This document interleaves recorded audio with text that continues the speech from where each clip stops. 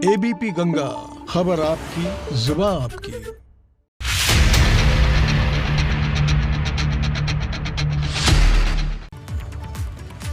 Break के बाद स्वागत है आपका। और अब बात उस साजिश के खुलासे की जिसकी वजह से हड़कंप मच गया है। दरअसल दिल्ली दंगों के आरोपी खालिद ने जो कबूलनामा दिया है उसमें उसने कई ऐसे राज खोले हैं जो किसी खतरे की घंटी से कम नहीं है। खालिद ने अपने कबूलनामे में बताया है कि कैसे एनजीओ के जरिए पहले वो विदेशों से पैसे मंगाता था और फिर उन पैसों का इस्तेमाल देश के दंगा भड़काने के लिए करता था। खालिद दिल्ली दंगों का आरोपी है। वहीं उनके खुलासे से लखनऊ की सदफ जफर की मुश्किलें बढ़ गई हैं, जिन पर लखनऊ में दंगा भड़काने का आरोप लगा था। आखिर क्यों है ऐसा, हम अपनी इस रिपोर्ट के जरिए आपको समझाने की कोशिश करते हैं।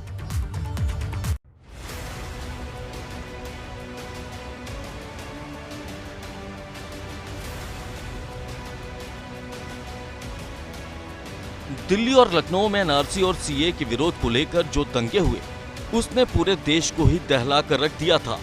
इन दंगों के बाद इनके आरोपियों को पुलिस ने गिरफ्तार भी किया, जिसमें खालिद का नाम भी शुमार है। दिल्ली और लखनऊ में हुए दंगों ने कई घरों के चिराग भी बुझा दिए थे और तभी से जांच एजेंसियां भी इन दंगों का कनेक्शन ढूंढने की कवायद में लगी हुई थी। वहीं दिल्ली दंगों के आरोपी खालिद ने जो कबूलनामा दिया है, उससे कई ऐसे सनसनीखेज राज बाहर आए हैं जो इसके पीछे छिपी किसी बड़ी साजिश की ओर इशारा कर रहे हैं। पहले आपको बताते हैं खालिद ने क्या कुछ खुलासा किया है। दरअसल दिल्ली दंगों के आरोपी खालिद का बड़ा कबूलनामा। खालिद ने बताया कि सिंगापुर से हर महीने उसे पैसे मिलते थे। लखनऊ में उसने सदफ जफर के खाते में पैसे भेजे थे और इन पैसों का इस्तेमाल लखनऊ में दंगों के लिए हुआ था। सदफ जफर यूपी कांग्रेस से जुड़ी हुई है। 19 नवंबर 2019 को सदफ जफर की गिरफ्तारी हुई थी और 7 जनवरी 2020 को सदफ जफर को जमानत मिली थी। गिरफ्तारी के दौरान प्रियंका गांधी ने इसे लेकर ट्वीट भी किया था। दिल्ली दंगों में गिरफ्तार आरोपी खालिद के कबूलनामे के बाद उत्तर प्रदेश महिला कांग्रेस की नेता सदफ जाफर की मुश्किलें बढ़ सकती हैं, क्योंकि खालिद ने अपने कबूलनामे में स्पष्ट तौर पर सदफ जाफर का नाम लेते हुए उनके अकाउंट में पैसे भेजने की बात कबूल की है।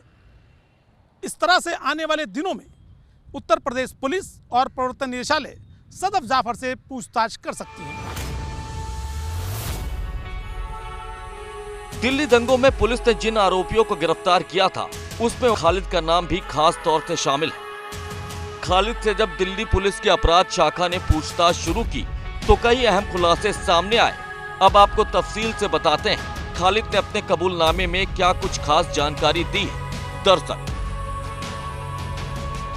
खालिद ने बताया कि न्यू एजुकेशन वेलफेयर ऑर्गेनाइजेशन नाम से उसका एक एनजीओ है और इस एनजीओ के जरिए वो सरकार से लड़ने के लिए डोनेशन लेता था। सिंगापुर से हर महीने खालिद को डोनेशन आती थी। नसीफ अब्दुल करीम नाम का शख्स खालिद को ये पैसे भेजता था। नसीफ अब्दुल करीम सिंगापुर का एक आईटी प्रोफेशनल है।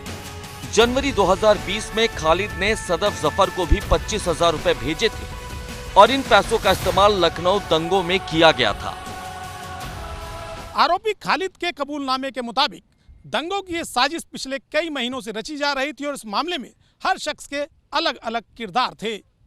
दिल्ली पुलिस ने आरोपी खालिद का बयान कोर्ट के सामने पेश कर दिया है।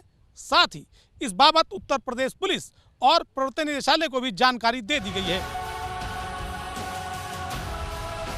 ये सारी बातें बताने के लिए काफी हैं कि कैसे बेहद चातिर तरीके से दिल्ली और लखनऊ में दंगे करवाने की साजिश रची गई थी। सदफ जफर को 19 दिसंबर 2019 को लखनऊ में दंगों के लिए गिरफ्तार किया गया था और 7 जनवरी 2020 को उन्हें जमानत पर रिहा कर दिया गया था। सदफ की गिरफ्तारी को लेकर खुद प्रियंका गांधी ने ट्वीट किया था और उत्तर प्रदेश कांग्रेस ने भी उनके मुद्दे को जोर शोर से उठाया था। लेकिन खालिद के इस कबूलनामे के बाद अब सदफ एक बार फिर से सवालों के घेरे में आ गई। हालांकि सदफ इस बारे में पूछे जाने पर पहले तो मीडिया पर सवाल उठाती हैं और फिर अपनी सफाई देने लगती हैं।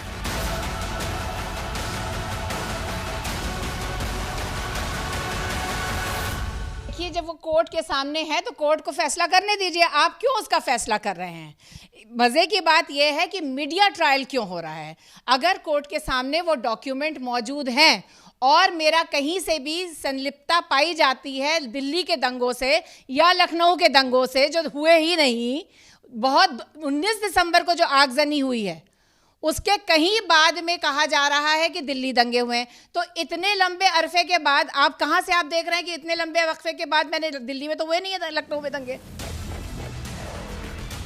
सदफ जफर भले ही इस मामले में खुद को बेकसूर बताने की कोशिश कर रही हूँ, लेकिन दिल्ली दंगों के आरोपी खालिद ने जिस तरह से अपना कबूलनामा दिया है उससे तो यही लगता है कि अब सदफ जफर की मुश्किलें फिर से बढ़ने वाली, क्योंकि जांच एजेंसियों ने खालिद और सदफ जफर के तमाम बैंक ट्रांजैक्शन का बही खाता भी निकाल लिया, जिससे साबित हो जाएगा कि कैसे दिल्ली और लखनऊ में दंगों के लिए बाहर से आए पैसों का इस्तेमाल किया गया। Bureau report, ABP Ganga.